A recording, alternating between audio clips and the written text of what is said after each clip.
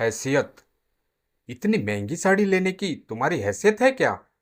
क्या तुम्हारे माँ बाप ने लेकर दिए थे तुम्हें कभी इतने महंगे कपड़े? साड़ी की कीमत 4,000 रुपये देखकर प्रदीप ने अपेक्षा से शिल्पा से कहा।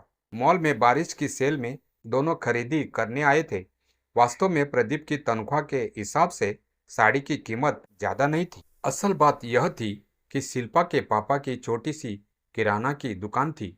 उसके पापा मध्यम वर्गीय श्रेणी में आते थे और प्रदीप उच्च वर्गीय श्रेणी में। इसी बात का प्रदीप को बहुत घमंड था। वो शिल्पा को नीचा दिखाने का कोई भी मौका नहीं छोड़ता था।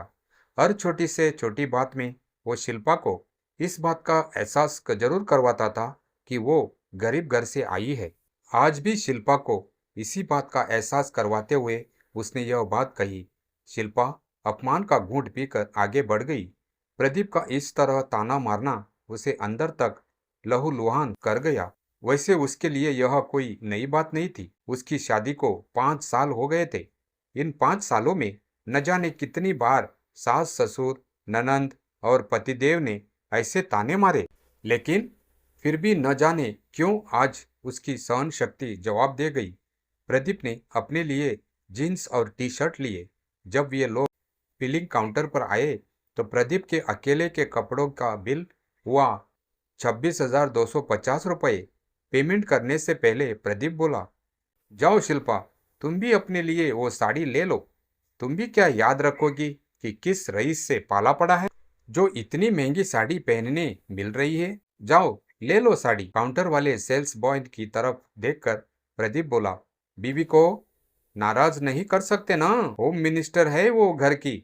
साड़ी महंगी है तो क्या हुआ, खरीदनी तो पड़ेगी।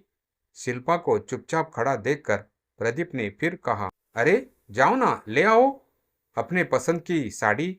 मैं नाराज नहीं होऊंगा। मैंने यूं ही थोड़ा सा मजाक किया था, तुम तो बुरा मान गई। शिल्पा ने दृढ़ता से कहा, नहीं, मुझे नहीं लेनी कोई साड़ी। आप बिलिंग करवाकर गाड़ी के पास आ जाइएगा, मैं वहीं जा रही हूँ। इतना कहकर शिल्पा वहां से चली गई।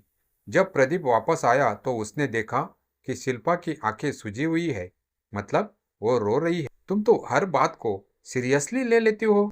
तुम्हें तो पता है मेरी मजाक करने की आदत है। मैं ऐसे ही कुछ भी बोल देता हूँ। मेरे मन में थोड़े ही कुछ रहता है। मैं तो तुमसे बहुत प्यार करता हूँ। मैं हर दम तुम्हारे पसंद की चीजें खरीद कर देता हूँ कि नहीं।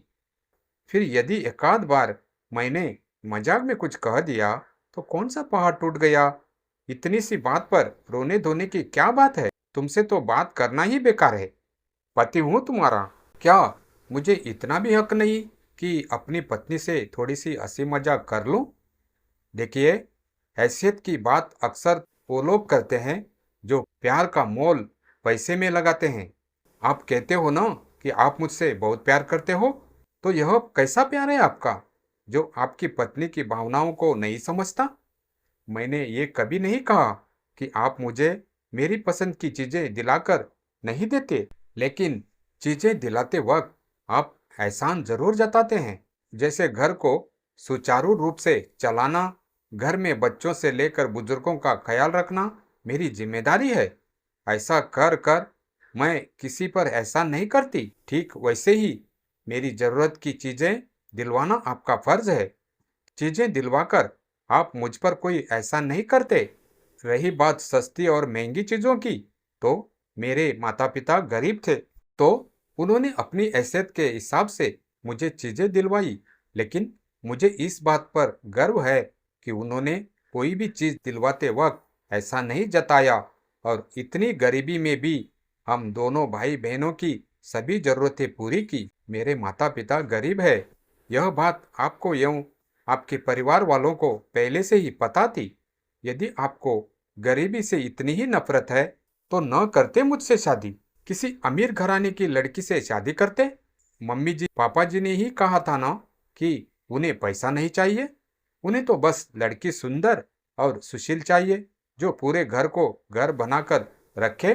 फिर अब क्यों घर के सभी लोग बात बात में मेरे माता पिता की गरीबी का उपहास उड़ाते हैं, मुझे ताने मारते हैं। रही बात आज महंगी साड़ी खरीदने के हैसियत की, तो प्रदीप अब मैं आपकी पत्नी हूँ और इस नाते मेरी हैसियत वही है जो हैसियत आपकी है।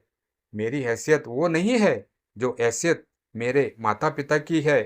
मैं कहना तो नहीं चाहती हूँ, लेकिन कहने की मजबूरी है कि वास्तव में मेरे माता पिता की हैसियत आपके माता पिता से कहीं ज़्यादा अच्छी है, क्योंकि मेरे माता पिता तो सिर्फ पैसों से गरीब है, लेकिन अपनी गरीबी के बावजूद उन्होंने अपने बच्चों को अच्छे संस्कार दिए हैं।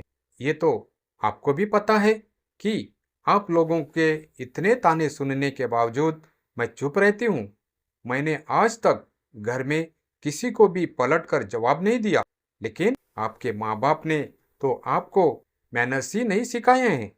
आपकी पत्नी आपकी हमसफर है, उसका सम्मान करना चाहिए, यह तक नहीं सिखाया। इस पैमाने पर मेरे माता पिता की हैसियत आपके माता पिता से कई गुना ऊंची है। प्रदीप को शिल्पा से ऐसे जवाब की कतई आशा नहीं थी। वो चुपचाप गाड़ी चलाता रहा। शिल्पा को विश्वास हो गया कि अब कभी भी प्रदीप शिल्पा के माता पिता की हैसियत को लेकर उसे ताना नहीं मारेगा।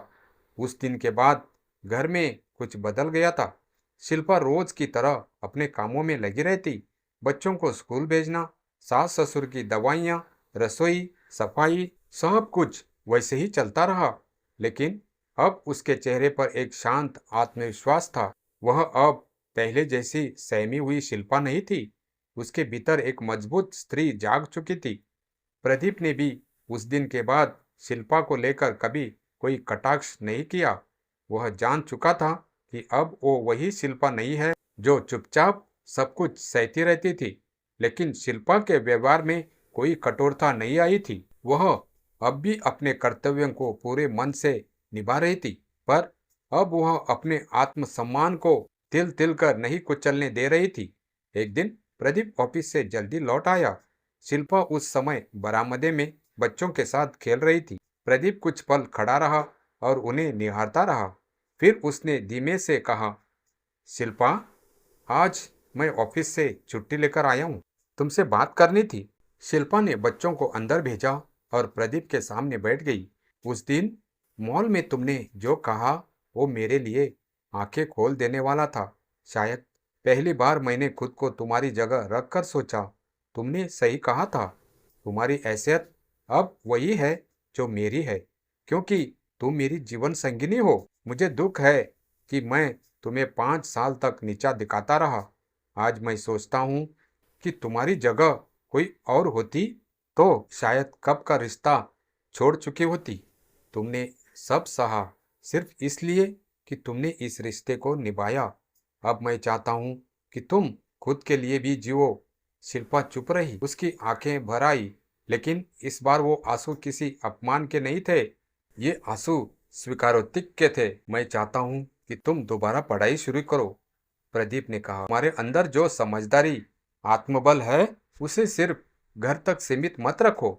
अगर तुम्हें कुछ बनना है तो मैं तुम्हारा साथ दूंगा। शिल्पा ने कुछ क्षण उसे देखा, फिर बोली, मुझे कुछ बड़ा नहीं बनना। मुझे सिर्फ इतना चाहिए कि जब मैं खुद को देखूं तो लगे कि मैंने खुद को खोया नहीं। प्रदीप ने धीरे से उसका हाथ थामा। अब कभी तुम्हारे आत्मसम्मान को ठेस नहीं पहुंचेगी, ये वादा है मेरा। कुछ रिश्तों को कोई बड़ा फैसला नहीं बदलता, बस एक सम्मान से भरी चुप सहमति ही उन्हें मजबूत बना देती है। उस दिन शिल्पा की खामोशी बोल गई थी, इतनी जोर से कि प्रदीप को अपनी आत्मा तक सुनाई दे गई।